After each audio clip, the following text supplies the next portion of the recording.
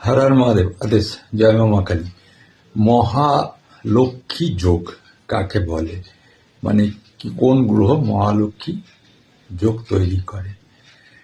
যদি জন্ম চার্টেতে, মানে মেন চার্টেতে যদি আপনার একাদশে মঙ্গল এবং চন্দ্র বসে যায় এবং সেটা যদি শুক্র দৃষ্ট হয়ে থাকে, তাহলে কিন্তু মহালক্ষ্মী যোগের সৃষ্টি হয়।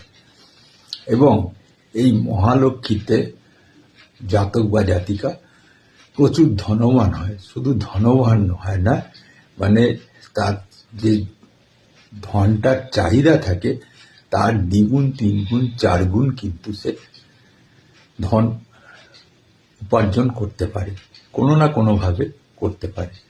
এটা হচ্ছে লক্ষ্মী যোগ। প্রিয় দর্শক।